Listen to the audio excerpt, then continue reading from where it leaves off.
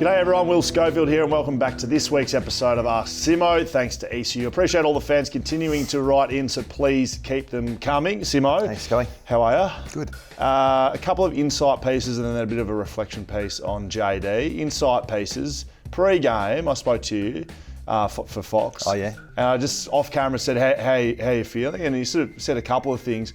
For the coach, not players, how do you like to be feeling before games? Like because whatever you said to me, I said, is that a good thing? And you're like, no, not really. I think you were antsy about it. I think when we're at the moment, we don't really know. Yeah. You know, you want to be competitive. You look at the team on paper and you go, gee, this team can win. And then is the belief there? So I think back in the day, it was, you know, how do I get the guys loose without getting too casual about it?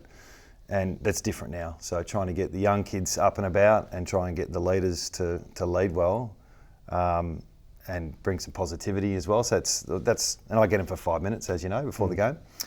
And then I'm thinking about the last 2 weeks where we had the St Kilda game, which was, you know, backs to the wall, you know, it was a pretty heavy week. And then we had the Brisbane game, which was, you know, just hang in there. And then what was this week going to look like? So I was going through all that by the time I was talking to you. So you got me in a good arm. You actually I did decent arm bar. Yeah. Shoulder movement. But yeah, look, I suppose I was just being honest, mate. You just don't know. No, it's good. I just think it's good insight. And the other piece, so Gaffy, first time he's been dropped since he started playing, and I don't really want to speak about that other than I just found it funny that he hasn't had to go through getting dropped. So I just sort of ask you, from a coaching point of view, not Gaffy, but everyone, having those conversations with players, do you find that hard, dropping players? I mean, you and I used to do it a fair bit. Done it a lot, mate. Yeah, we used to do a bit. And it depends who it is. Like, it was a pain in the arse dropping you because, like, you just couldn't see it, whereas where everyone else could. Whereas Gaffy probably could see it. So he was like, yeah, okay. And it's when you do it because you do your little match sim before in training, and if you're in the other team, you sort of read the cues. Don't worry, you don't need to explain what happens, mate. I'm explaining. I'm not talking to you. I'm talking to everyone out there. You have the A team, and then just go over here in the bibs, mate. Yeah. Oh, we're going to have a chat after training. Anyway, so Gaffy probably knew that was going to be a conversation, and it is emotional for guys who are experienced and, you know, veterans. They no one wants to be dropped. So. Yeah, and we worked through it, and we thought the sub role would be the best for him. He was really keen to do it. I was happy for him to do it because he's working really hard.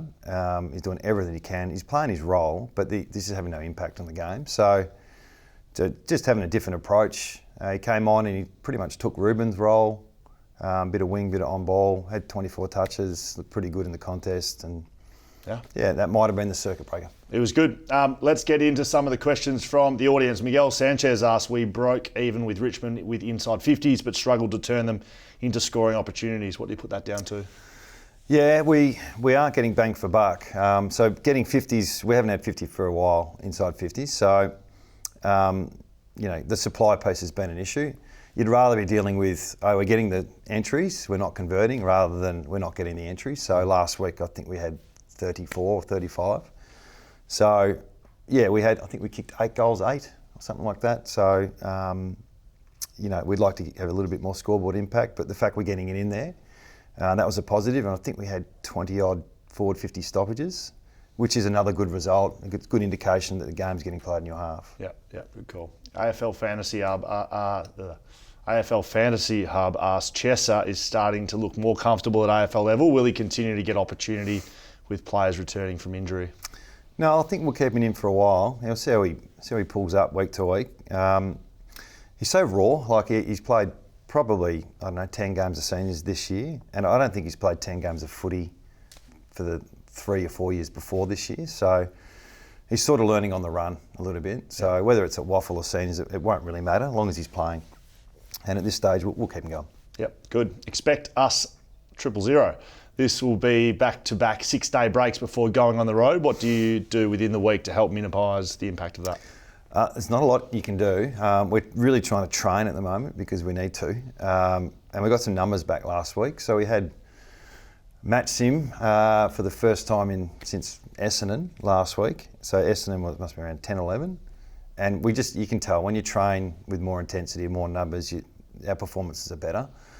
But the 6-day break travels just means you can't train. You can't do match sim. We've got sore guys. Like we'll have today off. Tomorrow will be a very low recovery day. And then we've got main training. And then we travel and then we play. So, yeah, not complaining about it. Just what happens on the 6-day break when you travel. Fair enough. Daniel Brooker asks, we face some tough opponents to end the year. What is something the team is focused on that the fans can look for in the final few games? Knowing the fans well enough, they want to see the young players play. They like to see the kids play. They like to see effort. They're the two things that we'll keep focusing on. On the weekend, I thought our ball movement got a little bit better in the second half, and I think it comes off the way we win the ball back. So we'll keep chasing that pressure, the contest, all those type of things that coaches talk about. And I think the ball movement sort of flows off that. So that's how it felt yesterday. That's why it felt a bit better than recent weeks, that all parts of the game started to come together. We just couldn't convert. That's how it looked from my point of view as well. I like this one. Sam Rees says, not sure if you watched Northampton on the weekend, but there was a tall forward up there that was pretty good. Any chance he is part of the selection conversation this week? Is it Lecker or JK? So Josh Kennedy kicked 3 goals too. Well, not Lecker kicked. 0-0. He did not kick a goal. How many did he give to JK? I don't know. Probably 3.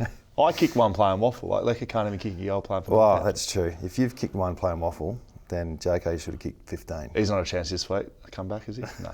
Wouldn't have thought. He can play Waffle Eagles. That's open play. We'll get him. Good. And Lecker, I don't know what they're doing. They should be coming playing for us. I want to finish with JD. I didn't start with it. JD, 500 goals. Great performance. Yeah. Can you just speak? I don't know where it sits on the table. It's probably second or third. And he's played, 250 plus games, kicked 500 goals. That's a fantastic career. And I think, he's been maligned a little bit. When he doesn't play well, he sort of really cops it from some people and the media. But he's rarely missed, premiership player, and he stood up in big games. So, yeah, really proud that he knocked over the 500 at home. Not everyone got around him when he kicked his goal, so a couple of backmen getting back to their positions. Well, I did note that in the box that Barras and Hearn just trotted back to their positions when the whole crowd, it was like a standing ovation. It went for a good minute, and I don't know if they either realised or... I'll zoom in on Tom Brass. He gave it their overhead clap. He gave it the walk-off clap. Right. So at least he tried. Maybe when he gets his 500th spoil, JD might do that. Okay, start showing some respect to defenders, please. Simmo, that's it for us, Simmo, this week. Thanks to ECU. Blues on Saturday at Marvel. Good luck. Thanks, mate.